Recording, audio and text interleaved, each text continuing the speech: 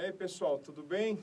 Conforme a gente já tinha pré-anunciado, então nós estamos de volta e queremos hoje, junto com vocês, refletir um pouquinho sobre o ensino bíblico acerca da família e as terríveis consequências que a queda trouxe para essa instituição tão bonita e criada por Deus para funcionar como a célula-mãe da sociedade. E hoje nós vamos discutir sobre isso. Antes de qualquer situação afetar a família, nós partimos de um pressuposto que a família tem como principal inimigo e principal problema a própria queda, o próprio pecado em si. Então nós vamos batalhar hoje aqui para discutir isso com vocês, e nós estamos com o Fernando, e juntamente com ele nós vamos dialogar baseados em alguns textos bíblicos, a fim de trazer luz aí para a compreensão de todos que está conosco. Fernando, tudo bem? Tudo bom, Pedro? Tudo em ordem. Irmão, semana passada a gente falou um pouquinho sobre a família e a criação. Vimos na ocasião que a Bíblia diz que, de fato, Deus direta e alegremente, amorosamente criou a família. E através dessa família ele traria pessoas, cidadãos e formaria sociedade. Mas, Fernando, eu costumo dizer para o pessoal que eu conheço e convivo, infelizmente, a gente tem o capítulo 3 na Bíblia, do Gênesis, que fala sobre a queda do homem no pecado. Exatamente. E a gente não pode deixar de ver, Fernando, que depois da queda, uma série de implicações trágicas Sim. veio se acarretando não só para a humanidade, para o mundo, para a sociedade, mas especialmente para a família.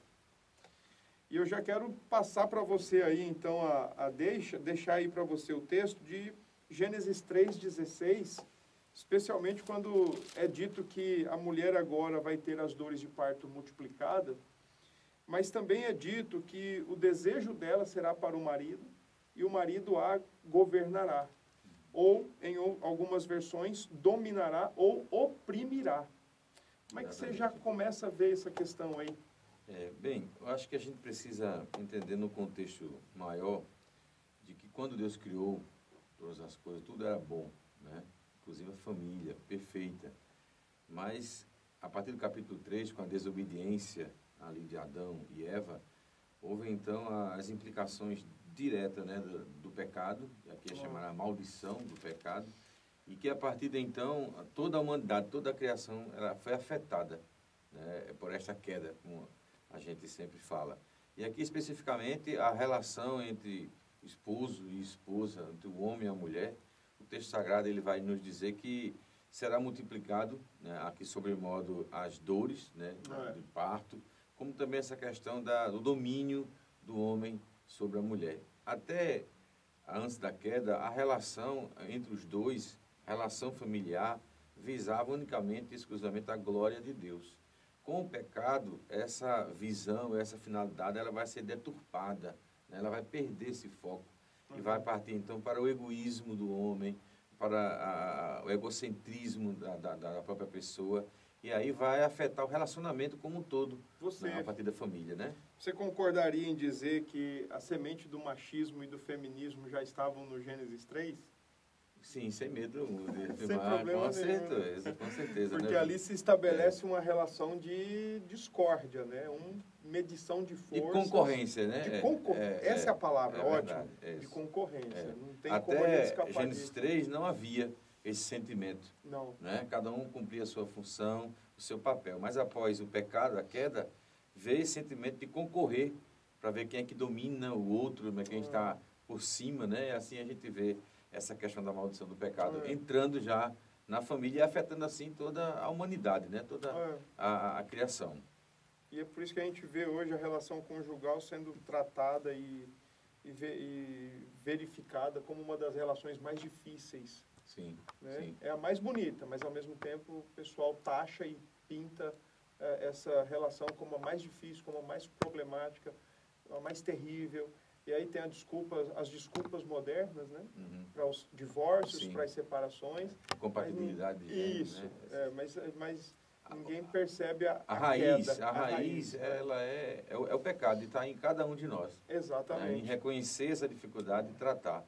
Mas aqui em Exatamente. Gênesis 4, né, Pedro? Avançando aí. Isso, a gente vai já ter na própria família de Adão e Eva ali, os seus filhos Caim e Abel, uma discórdia, né? Um assassinato, né? E é famosa essa história aí, que isso já é decorrência, aqui o texto coloca a inveja de Caim em relação a seu irmão. A gente vai perceber que o relacionamento familiar, ele começa a ser afetado diretamente pelo pecado. Vem a inveja, a discórdia.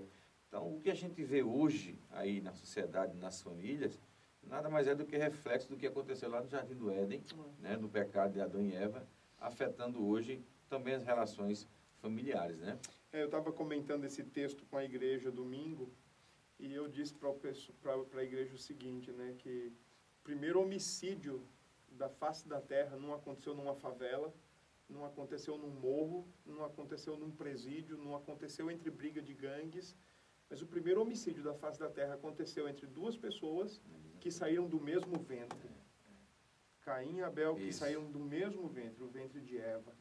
Isso é para a gente ter uma noção muito clara, aprofundada e se arrepiar da terrível coisa que é o chamado pecado. A gravidade, né? E como a Bíblia avança, ela não para por aí, então ela mostrou para nós que o pecado arrebenta com a relação conjugal, o pecado trouxe homicídio e também, de certa forma, concorrência, disputa entre irmãos do mesmo ventre. Mas eu quero que você me fale aí, Fernando, o que você acha desse capítulo 4, quando faz a menção de Lameque, que pós-queda, esse cidadão já aparece com duas mulheres, com duas esposas. Se nós formos voltar lá para o capítulo 2, quando Deus cria, né, o homem, a mulher, e institui o casamento, a família, ali Deus é bastante claro e objetivo. O homem deixará a sua família e vai se unir a uma mulher, né? Aqui Lameque já é uma deturpação desse princípio monogâmico, né? De apenas uma esposa. E vai partir, então, deliberadamente para essa postura promíscua, né? Que hoje é comum, a gente sabe disso, né? Mas naquela época a gente vê a base, já vem lá de Gênesis, né? No versículo 23 aqui. Isso. Disse Lameque às suas esposas. Né? A gente percebe já que o homem, tanto o homem quanto a mulher, já foram afetados pelo pecado. Exato. Perdeu o foco de ver o casamento, de enxergar o casamento, a família, como algo que fosse bendito por Deus, algo prioritário por Deus, para a glória do próprio Deus, né? O homem perde esse foco e o que ele vê agora é apenas o seu egoísmo, é o seu prazer, é ele ao máximo desfrutar desse prazer. Né? E para colocar aí adiante a sua ideia, para somar, né? A gente vê algumas culturas ao redor do mundo que entendem a bigamia como, ou a poligamia como algo simplesmente natural e cultural. Exato. E aí a gente tem que voltar sempre para o princípio da criação, porque na criação era um homem e uma mulher gerando filhos e criando filhos, cidadãos, para formar uma cultura. Quando a cultura vem formada por pecadores, a cultura está totalmente corrompida, corroída, e é por isso que a gente vê a bigamia e a poligamia sendo tratado como natural, mas na verdade a gente vê pela Escritura que ela não é natural, né? Seguindo seu raciocínio, né? Não tem nada de divino aí. Isso. A cultura ela é formada pelo indivíduo.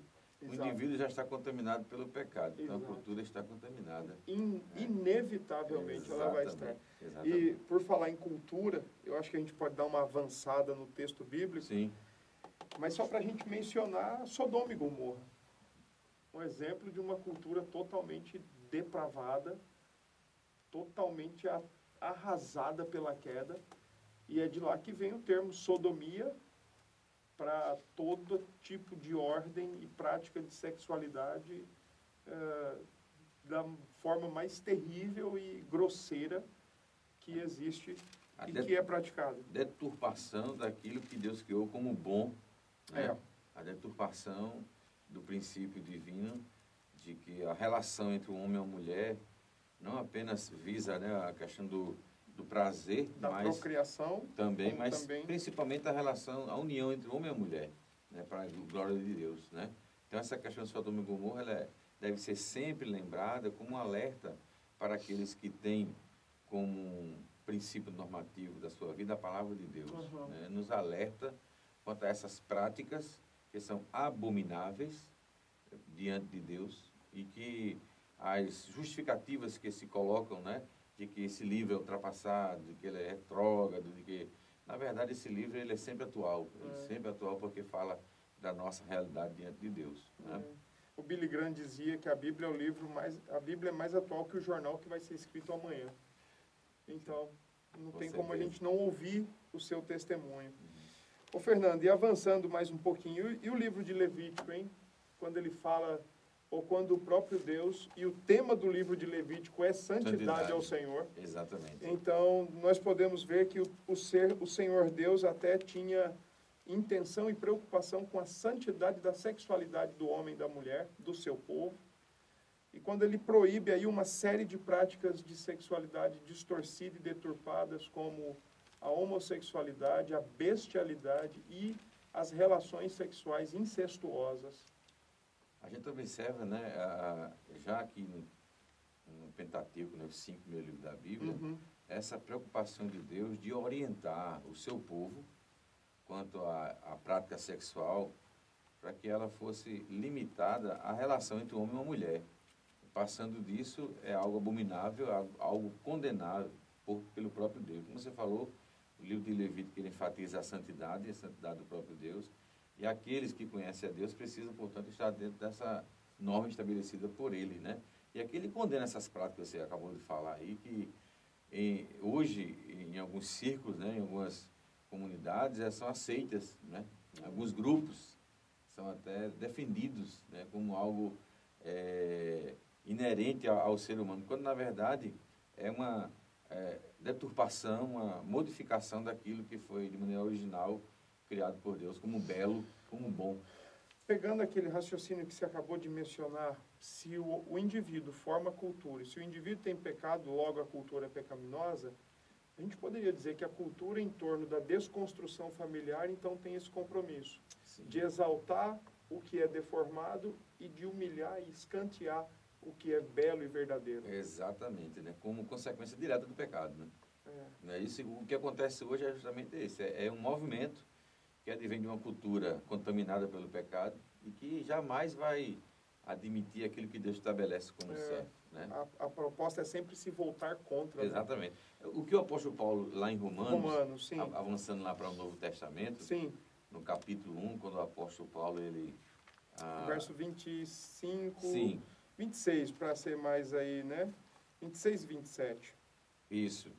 Ele diz assim, mas eu gosto de ler antes um pouco. Vai lá. Pedro, porque aqui, Paulo, no início da sua epístola aos Romanos, né, Paulo, ele vai falar sobre a manifestação da ira de Deus, que vai se revelar contra toda a impiedade e perversão dos homens que detêm a verdade pela injustiça. Né? Então, preferem a injustiça. Ele fala de impiedade e fala de perversão. Né? E mais adiante ele vai dizer o seguinte, que você acabou de citar, o versículo 26. Por causa disso, os entregou Deus às paixões infames, porque até as mulheres mudaram o modo natural de suas relações íntimas por outro, contrário à natureza. Semelhantemente, os homens também, deixando o contato natural da mulher, se inflamaram mutuamente em sua sensualidade, cometendo torpeza, homens com homens, e recebendo em si mesmos a merecida punição do seu erro. E é interessante, Pedro, que essa defesa de uma família, vamos dizer assim, natural, como nós vemos, ela não parte apenas dos evangélicos. Até mesmo de pessoas fora dos ciclos evangélicos defendem isso, vendo como algo normal e algo natural, né? A família. Então, hoje a gente vê uma cultura se formando para desconstruir esse modo natural que a gente percebe na família para outro totalmente pervertido, deturpado pelo pecado, né? Agora, Fernando, é interessante que a prática que Paulo está mencionando, sim, nos versos 26 e 27, tem tudo a ver com homossexualidade, tanto masculina como feminina. Sim. E o texto que você leu é de fundamental importância a gente prestar atenção nele, verso 18. Sim. É um tipo de postura, é um tipo de prática que só pode atrair a ira de Deus. Exatamente. E eu fico ouvindo às vezes e vendo às vezes, mas Deus é amor, Deus ama todos. Mas esse mesmo Deus que é amor, Ele também é justiça. Isso. E Ele odeia o pecado. Uhum. Ele odeia aquilo que é contra a sua palavra. E é bem interessante, porque Paulo está no 1º século, escrevendo isso. Sim.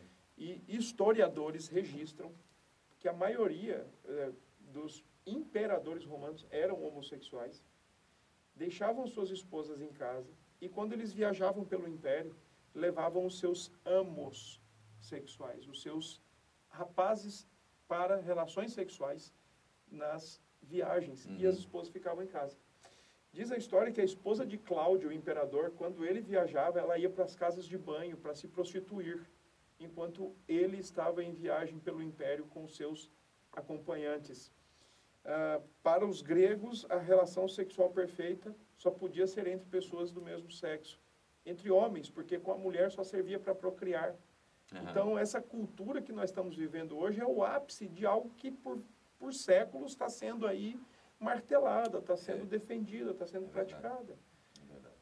É o contexto que nós estamos vivendo, infelizmente, de não natural aos padrões divinos. Agora, eu queria chamar a sua atenção para o verso 30. Sim. Porque nós estamos convivendo aí com um monte de lei, né? Lei da palmada. Qualquer coisa é conselho tutelar, e a gente vê filho ameaçando o pai. Se você me bater, eu vou ligar para o conselho tutelar. Colégios são mais reféns de qualquer coisa do que educadores, na minha opinião. E o verso 30 diz que são desobedientes aos pais e às mães. Isso. E é interessante que esse texto está no contexto da ira de Deus. Uhum. Ou seja, a ira de Deus se manifesta também sobre filhos que são desobedientes aos pais e às mães. Aqui o texto também, Paulo diz assim: caluniadores, aborrecidos de Deus, insolentes, soberbos, presunçosos, inventores de males, insensatos, pérfidos, sem afeição natural e sem misericórdia. Então, todas essas implicações e consequências da queda afetam diretamente a família e, consequentemente, a sociedade. Né? Eu creio que não precisa a gente fazer uma leitura muito profunda para a gente entender que... Não precisa ser nenhum doutor. Não. A gente observar a sociedade no todo, como ela se encontra hoje, e você procurar pensar um pouco, você vai perceber que tudo isso está acontecendo porque as pessoas e as famílias estão se distanciando do projeto original de Deus. Né?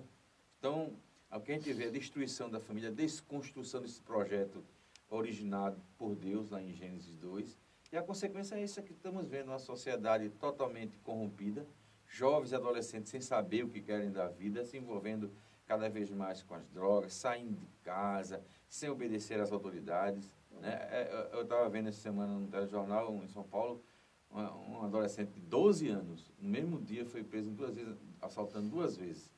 Quer dizer, isso aí é consequência direta de uma família sem estrutura. Total. Né? Entendeu? Então, tudo que a gente vê na sociedade hoje, a base é a família. Se a família não estiver embasada e fundamentada nos princípios de Deus, que a gente vai ter a sociedade totalmente também destruída. Né? Ô, Fernando, eu não sei você, mas nós vamos parar a discussão. Sim, infelizmente, nós vamos terminar aqui. Mas eu saio daqui com uma perspectiva assim, será que tem solução para a família? Isso. Há esperança? Será que há? Com certeza. Ou a gente poderia fazer eco à pergunta do salmista, né? Até quando, Senhor? Sim. Até quando? Okay. Se Deus nos permitir, a gente volta para responder essa pergunta. Ok. Não é isso? E aí, quer fazer o convite para o pessoal aí, dia 29? Eu quero convidar todos a participar no dia 29 do nosso projeto Família de Deus, ali no Ponto Sem Réis, a partir das 15 horas, estaremos reunidos como povo de Deus para louvar e celebrar a família. 15 horas no dia 29 de maio. Sim, ok. Ok, Deus abençoe a todos. Amém.